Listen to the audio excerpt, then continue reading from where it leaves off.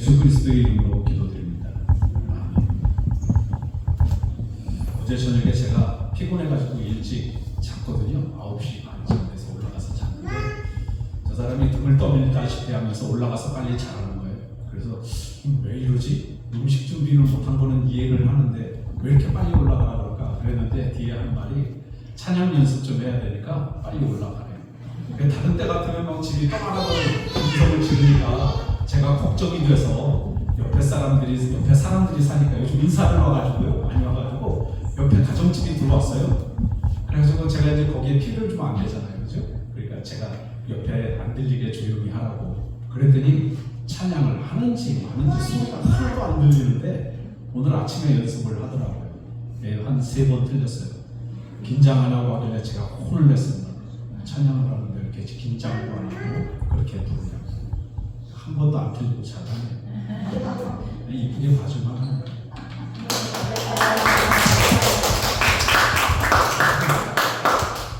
제가 워낙에 이런 체질은 아닌데 조금씩 바뀌어지는 것 같아요, 사람이. 자, 오늘 이제 그 성령에 대해서 우리가 얘기를 또 말씀을 나눠야 되는데요.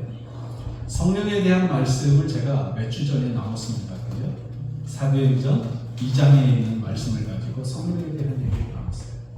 나누면서 변화되지 않았던 제자들의 모습을 얘기하면서 성령을 받아서 이 사람들이 변화돼서 성령의 사역자들이 되고 그들이 죽음도 두려워하지 않는 이런 사역자들이 되면서 하나님께 헌신했다라고 하는 모습을 제가 장면들을 말씀을 나눴습니다. 자, 제가 이 성령에 대한 얘기를 또 준비를 하다 보니 오늘 그 성령 강림절이라서 제가 말씀을 바꿨어요. 한참 다른 말씀을 준비하고 있다가 갑자기 교회력을 이렇게 보는데 성령 강림절 그 다음에 석탄일 이렇게 되어 있는 거예요. 네, 석탄일이 무슨 날인지 아시죠? 예, 중에 우두머리가 태어난 날이랍니다. 인도에서. 네. 그래서 그 날이래요. 그래서 예전에는 석탄일에 그 성령 강림절을 안 했어요. 다른 주에 했는데 교회에서 자꾸 얘기가 나오는 게 석탄일에 교회가 뭘 해야 되지 않을까? 이런 얘기를 해서 아마 옮겨진 것 같아요. 제가 보기에. 어쨌든 성령 강림절이 오늘입니다.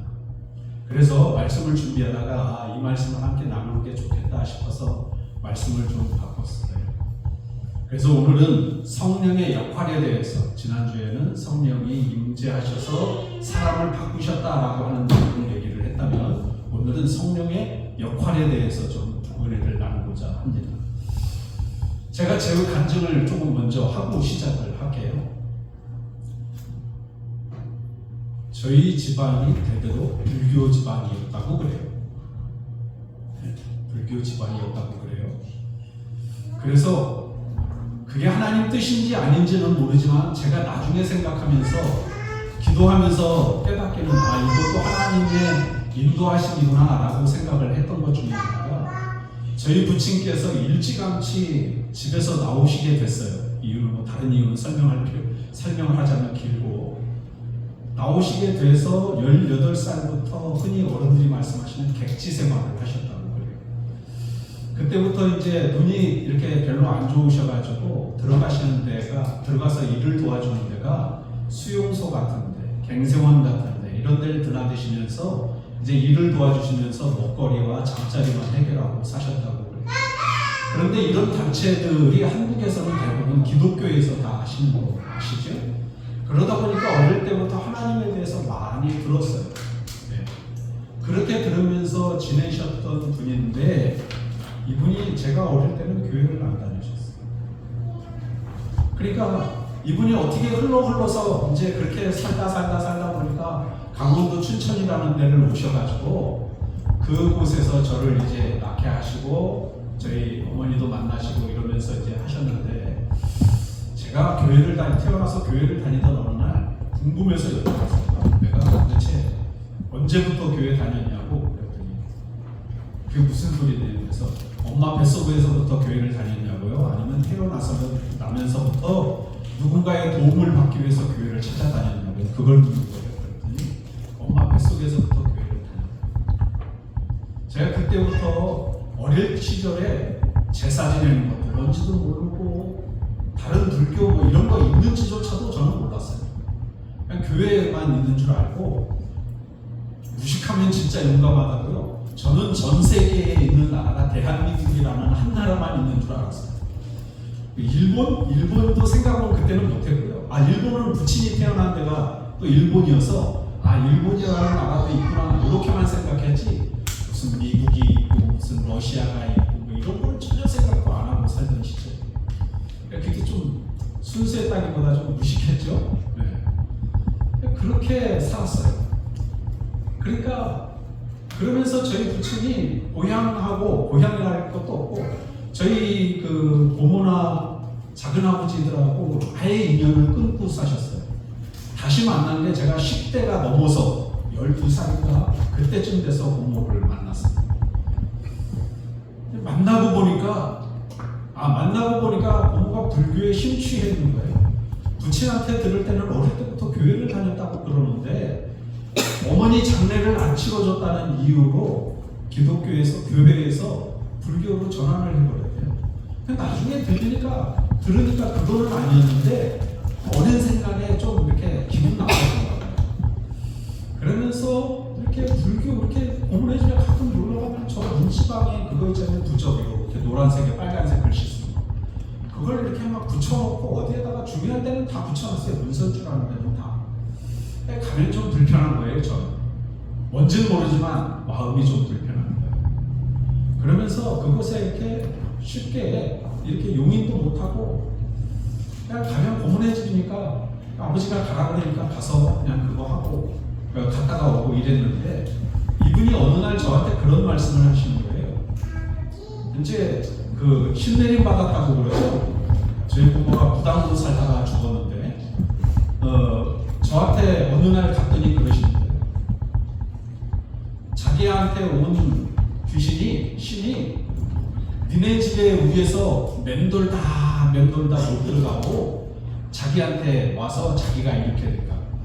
내가 왜 이렇게 됐는지 모르겠다고. 이거 니네가 받아야 되는데 니네가 교회를 다녔기 때문에 이런 현상이 벌어졌다는 얘기를 하시는 거예요. 자, 그 얘기를 어릴 때 들을 때는 그냥 그런가 보다 그냥 그렇게 들었어요. 또 한 장면의 이야기는 저희가 성남이라는 데 은행동이라는 지역에 굉장히 오랫동안 살았어요. 제가 한 45년 이상 살았거든요. 근데 그 동네가 청계천에서 이게 그 청계천의 고가도로를 세운다 그러면서 거기 살던 사람들을 다 내쫓으면서 생긴 도시가 군포, 의왕, 안양, 성남, 남양주 이런 도시가 되거든요. 굉장히 많더라고요. 그렇게 세워진 도시가. 그 중에 하나가 성남이었습니다. 성남은 산등성이가 두 개가 있어요. 이 골짜기로 길이 나져 있는 곳인데요. 산에다가 이 사람들이 와가지고 집을 짓기 시작한 거예요. 그 무렵에 저희들도 성남에 살았는데 그때 지었던 집들이 제대로 짓지를 않아가지고 다 학업안으로 집을 지었어요. 저희 어른이 어릴 때 얘기하시는데 가마로 이렇게 십자 형태로 집을 지어서 그렇게 살았대요. 그러면 앞에하고 뒤에는 터져서 추웠을 텐데 그랬더니 그냥 그러고 살았대요 다들. 네. 그런 시절을 보냈어요. 그러다가 조금 자라면서 저희들이 집이 이제 그건 어릴 때니까 모르겠고 저희가 집을 이제 어느 정도 지내는 데서 살았는데 저희 호수에 그러니까 번지수에 집을 5채가 들어가 있었어요. 근데 희한하게 거기에 이사 오는 사람 집들은 남자들이 다 죽어나가는 거예요. 아니면 행방불명이 되는 거예요. 어느 날 중학생이 됐는데 부친께서 그런 얘기를 제 옆에서 하고 계신 거예요. 그래서 제가 아니 남자분들이 살아있는 집도 뻔히 있는데 그 얘기를 하시니까 제가 그랬어요. 저희 부친한테 아니 아버지 우리도 살고 저희 옆집도 살았는데 이게 무슨 말씀이시냐고 무슨 얘기냐고 제가 그랬어요. 그랬더니 딱 건네시는 말씀이 뭐라고 하냐면 우리는 교회를 다니니까 이런 얘기를 하시는 거예요. 그래서 제가 거기다 대고 아버지는 교회 안 다니셨잖아요. 그랬더니 어릴 때 교회 다니신 얘기를 하시는 거예요.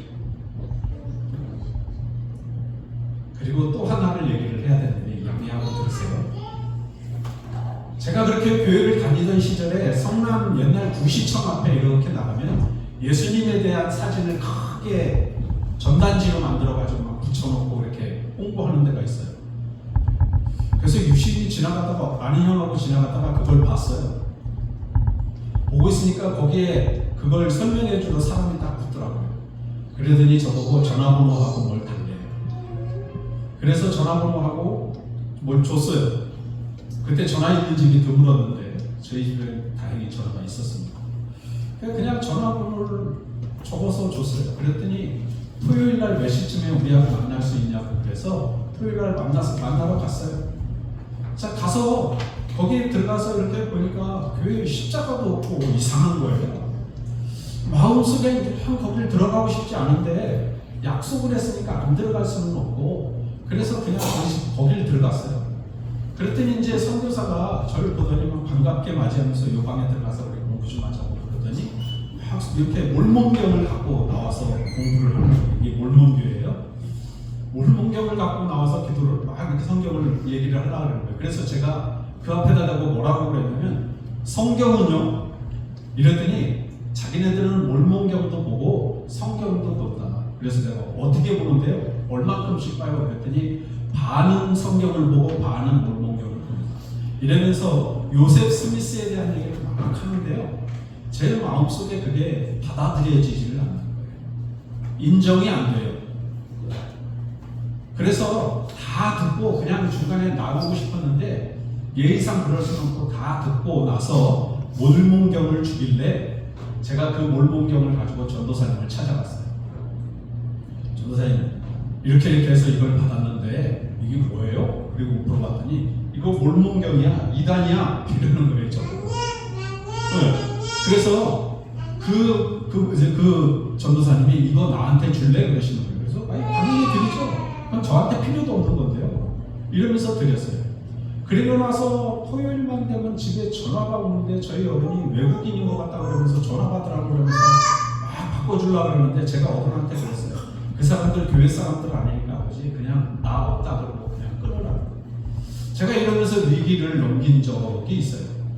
제가 왜 이런 말씀을 서두에서 시작하냐면요. 성령은 바로 이런 분이시더라는 걸 제가 말씀을 나누는 거예요.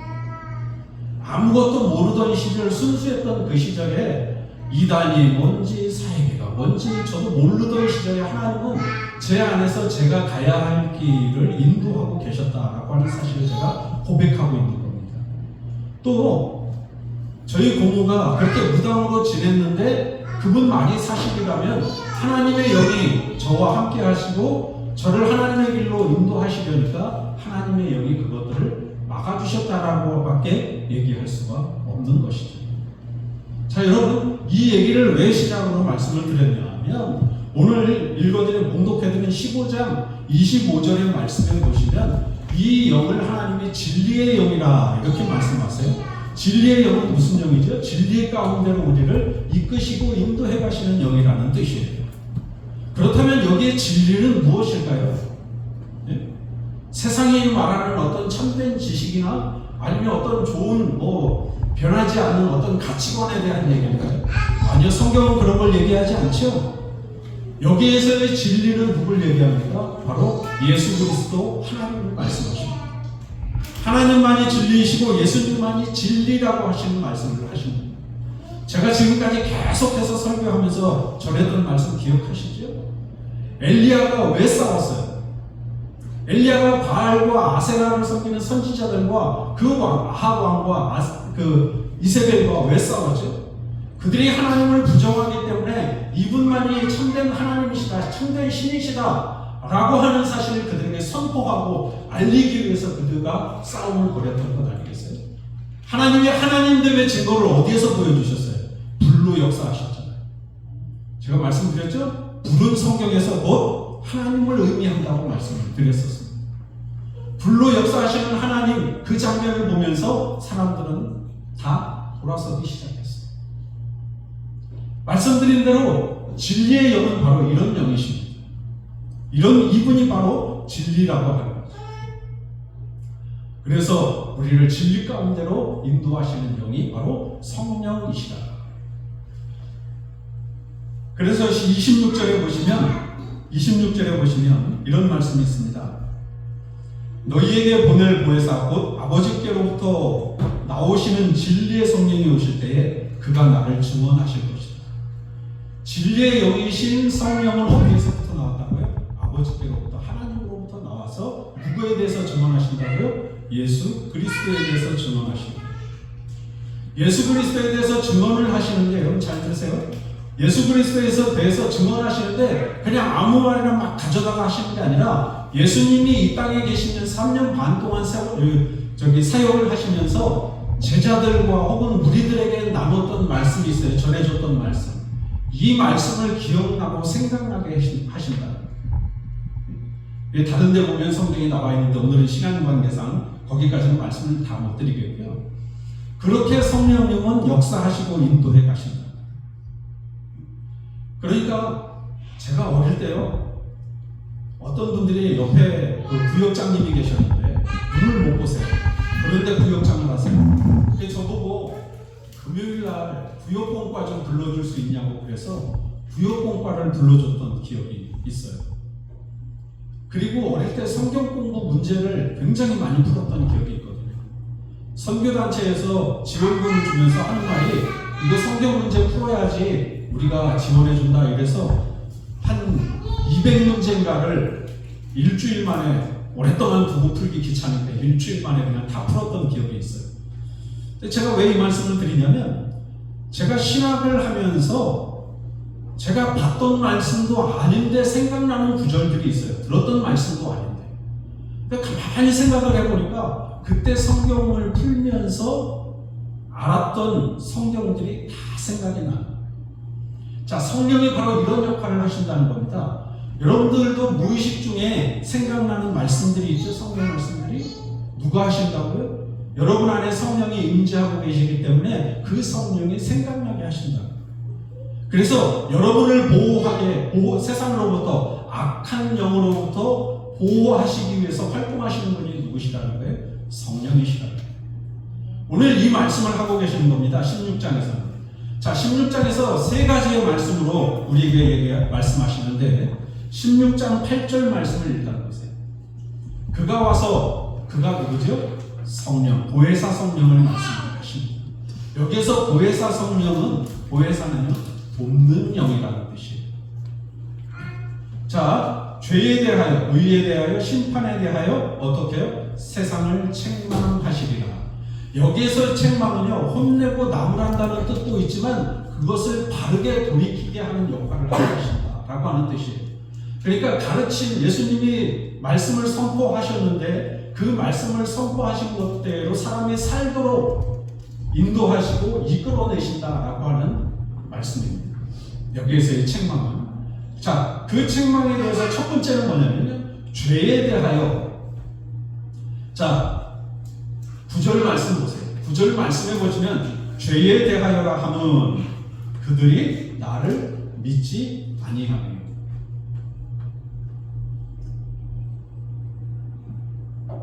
죄가 뭐가 죄라고요? 그들이 나를 믿지 아니하며. 그들이 누구죠? 예수를 믿지 않는 사람들을 모두 포함하는 겁니다. 현 시대로.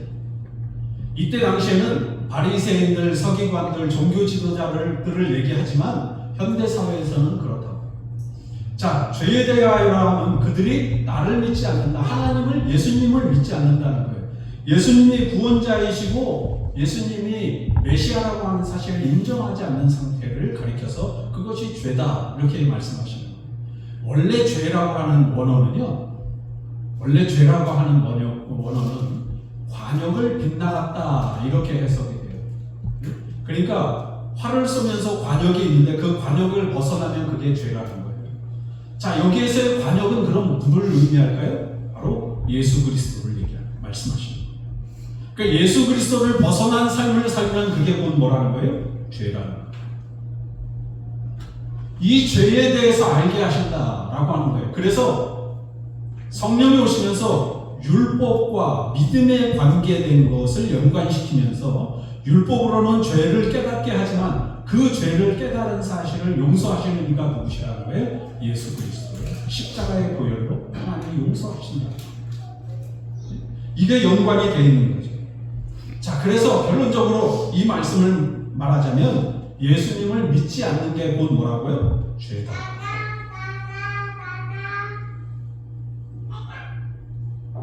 그리고 두 번째는요, 10절의 말씀에 보니까 의에 대하여라 함은 내가 아버지께로 가니 너희가 다시 나를 보지 못하며.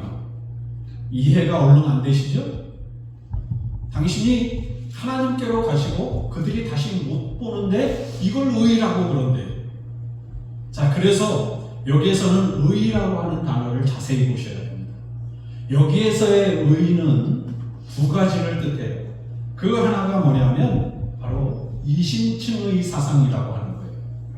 이 이심층의 사상은 로마서에 굉장히 많이 등장하는데 이 말은 뭐냐면 믿지 않는 사람이 예수님을 믿게 되는 경우인데 어떻게 믿게 되는 걸 얘기하냐면 하나님이 우리에게 옳다, 너 됐다, 나한테로 와도 된다 라고 하는 허가증 비슷한 말씀이에요. 허락하시는 상태인데 이걸 어떻게 허락하시냐?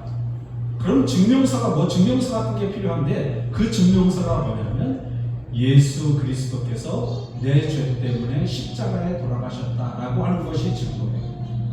이 증거, 이 믿음을 가졌을 때 하나님은 그 사람의 믿음을 보시고 그래 알았어, 너 이 정도면 됐다 그리고 허락하시는 걸 이심층의라고 말하는 거예요. 그래서 기독교에서 이 이심층의 사상만큼 중요한 게 없어요.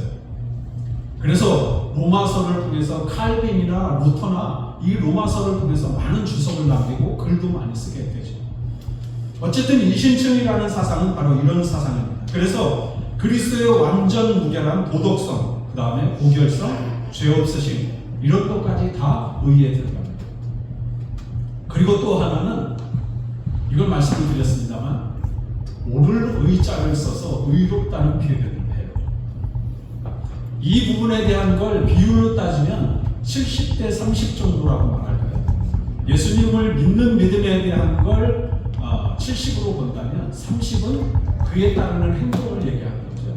내가 예수를 믿었으면 내 행동이 그리스도를 믿는 사람답게 행동이 일치하고 따라야 되는 거죠. 자, 제가 제자들의 모습을 얘기했는데 제자들이 어땠어요? 처음엔 예수님에 대해서 많은 거부 반응을 일으켰고 예수님이 죽었다고 그랬을 때, 십자가에 돌아가셨다고 그랬을 때 그 앞에 남아있는 것이 아니라 다 도망쳐서 자신의 집으로 돌아갔어요. 그런데 성령 받고 나니까 어떻게 했어요? 자신이 죽어도 좋다는 고백으로 그냥 사역 현장에 뛰어들게 되죠. 이럴 때 이런 사상을 얘기하는 거예요. 이런 게 이제 이심층이하고 연결이 되는데 옳고 그름에 대한 판단을 갖는 것. 그런데 이 옳고 그름에 대한 판단을 갖는데 세상의 도덕적인 가치관이나 윤리적인 가치관에 의해서 판단하는 옳고 그름이 아니라 하나님이 말씀하시고 예수님이 말씀하신 안에서 옳고 그름을 판단하는 거예요. 그래서 내가 바르게 살지 못했으면 바르게 살고자 애쓰는 마음이 있어야 되는데 그걸 어떻게 했어요? 말씀 속에서 찾아서 혹은 들은 설교 중에 하나에서 이렇게 순종해 가는 걸 의미합니다. 그래서 성령은 바로 이런 역할을 하게 하신다는 겁니다. 그래서 이 단어를 공동 번역에서는요, 우리는 의라고 하는 표현 속에 다 들어가 있지만 공동 번역 속에는 정의로 해석을 해요. 이 정의란 정의도 우리하고 똑같은 해석을 내리는데 예수 안에서, 하나님 안에서 말씀하시는 것 속에서 옳고 그름을 판단하는 자세를 얘기하는 겁니다. 자, 카톨릭의 이런 사상과 신학 사상과 우리의 신학 사상은 그렇게 다르지는 않지만 우리가 하나 더 명심해야 될 건 뭐라는 거예요? 이심층의 사상입니다. 아주 간단하게 얘기하자면 이심층이 이겁니다. 내 죄 때문에 예수님이 십자가에 못 박혀 돌아가셨어. 이걸 믿는 믿음이 이심층이에요. 하나님은 그 사실을 보시고 그 믿음을 보시고 저를 옳다고 인정하시고 하나님의 나라로 이끄신다는 거예요.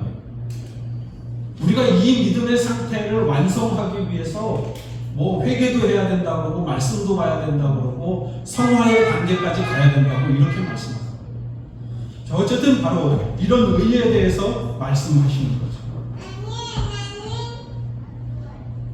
그래서 인간이 하나님께 인정받는 상태에 도달할 수 있도록 하는 길, 이것을 바로 이신칭의 의라고 말씀한다. 자, 마지막 세 번째에는 어떤 말씀이 있어요? 11절 말씀에 보니까 심판에 대하여라 하면 너희 이 세상 임금이 심판을 받았습니다. 자, 이제 좀 정리를 해볼까요? 심판에 대한 얘기가 나왔으니까 제가 말씀을 드리는데 이 본문이 사실 여기서 시작하는 본문이 아니에요. 놀랍게도 13장에 가시면 예수님이 최후의 만찬을 하시기 위한 장면이 나와요. 요한은 그렇게 길게 영적인 상태를 보는 거예요. 그러니까 13장에 가면 어떤 대목이 나오냐면 가룟 유다가 예수님을 팔기 위한 장면이 들어요. 이렇게 모여서 식사를 나누는데 제자들이 막 이제 예수님이 나 간다, 나 갈 거야, 나 곧 갈 거야. 그러니까 제자들이 예수님 어디 가시는데요? 나 좀 데리고 가면 안 돼요? 뭐 이러고 막 대화를 나누는 장면이 나와요. 그러다가 가룟 유다를 향해서 예수님이 딱 던지는 말씀, 마태복음에서 우리가 봤죠? 너 네가 할 일 해. 이러니까 그 자리를 벗어나서 로마 군사들과 함께 오는 장면부터 시작을 하는 거예요. 그러니까 그러면서 예수님이 계속해서 설교를 그 제자들에게 계속 하시는 겁니다. 그래도 제자들이 그걸 깨닫지는 못하고 이해를 하지 못하니까 오늘 이 말씀을 하시는 거예요. 너희들이 믿음이 없기 때문에 믿음이 생겨야 되는데 그 믿음을 주시는 영이 누구냐? 바로 성령, 보혜사 성령이시다. 나에 대해서 인정하게 하고 그리스도에 대해서 알게 하게 하시는 거예요. 바로 그 영이 오시는, 그 영을 내가 가면 보낼 텐데 그 영이 바로 보혜사다라고 하는 얘기를 하시면서 오늘 이 말씀을 하시는 거예요. 그렇다면 그 보혜사라는 영이 와서 이런 얘기를 할 거야. 이런 역할들을 하실 거야. 라고 하는 걸 얘기하시는 거예요. 자, 심판에 대해서 말씀을 드릴까요? 이 말씀, 심판에 대한 얘기, 또 죄에 대한 얘기, 의에 대한 얘기를 누구를 향해서 하시는지 이제 이해가 되셨어요? 가룟 유다가 그렇게 오랫동안 예수님을 따라다니면서 지척에 머물러 있었는데 이런 사실에 대해서 깨닫지도 못하고 알지도 못합니다. 제가 말씀드렸죠? 현대 사회에서 교회를 다니는 사람은 많지만 이런 사실들에서 믿지 않는 사람은 너무 흔합니다. 믿지 못하는 이유는 무엇 때문에 그런 거예요? 지금 현 시대에서는 성령 받지 못했기 때문에 믿음이 자라지를 않는 거예요. 가룟 유다처럼 그렇게 예수님이 바로 곁에 있는데도 불구하고 믿음이 자라지 않는 이유는 그분을 받아들이지 못하고 인정하지 못했기 때문이다. 예수님이 성령을 보내신다라고 말씀하셨을 때 우리가 보내신 성령을 인정하고 받아들이면 우리의 믿음이 예수님의 인정하는 믿음까지 이르게 된다고 말씀하시는 거죠. 그래서 심판이라고 하는 의미는 이 세상 임금들이 이미 심판을 받았다라고 하는 얘기는 악한 영을 얘기하는 거예요. 사탄을 의미합니다. 자, 이때 당시에 왕좌에 있던 사람들, 헤롯이나 로마의 왕들이나 이런 사람들을 일컬어서 하는 말이에요. 그들은 이미 심판을 받았다는 거예요. 어떻게요? 이미 그들은 지옥형 불에 떨어질 것으로 이미 심판을 받았다는 거예요. 그렇다면 예수 믿는 우리들에게 여러분 심판이 없어요. 다만 있다고 그러면 상급 심판만 기다리고 있는 네가 이 땅에서 얼만큼 나를 위해서 충성하고 헌신했고 그리고 얼만큼 수고했는지에 따라서 이런 상을 줄게 저런 상을 줄게 하는 상급 심판만이 주어진다. 세상 사람들의 심판은 예수 믿지 않으면 지옥형으로 가는 거예요. 자, 여러분, 그래서 교회에서 전하는 메시지가 이겁니다. 천국과 지옥, 다른 종교에서도 천국과 지옥을 많이 말하지만 그건 기독교에서 다 받았죠. 요즘 종교 다원화 시대가 보니까 여기저기서도 막 그런 거를 따다가 그렇게 얘기하는데 여러분 말씀드린 대로 진리는 하나입니다. 예?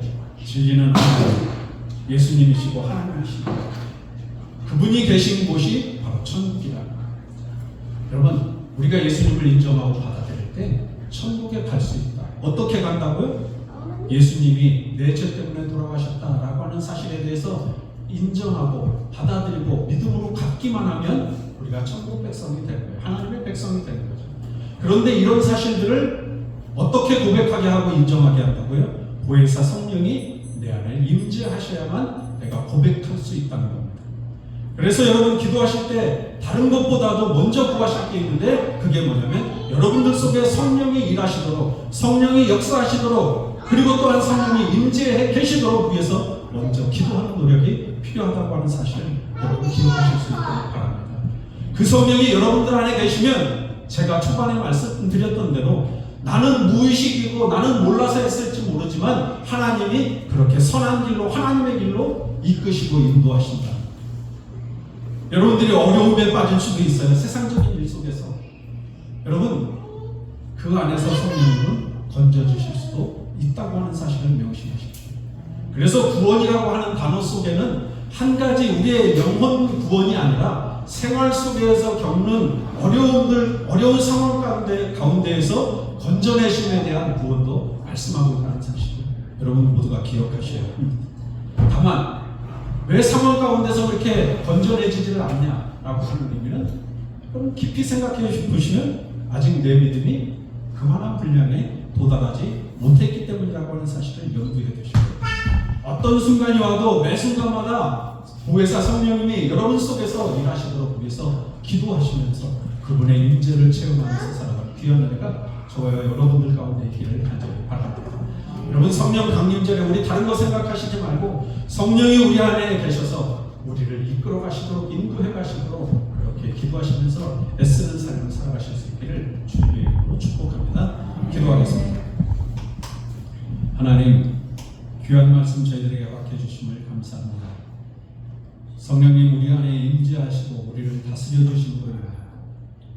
예수님의 말씀이 우리 안에서 생각나게 하시고 기억나게 하시고 우리의 삶에 그렇게 옮겨지어서 행동하도록 주님 인도하여 주셔서 세상 가운데 빛과 소금 된 역할을 감당하며 살아가도록 주님 인도하여 주옵소서. 언제나 우리들이 세상 가운데 있을 때조차도 주님 동행하여 주시고 우리들이 악한 길에 빠지지 않도록 주님 우리를 지키시고 보호하여 주옵소서. 예수님의 이름으로 기도드립니다. 찬송가 185장 부르시면서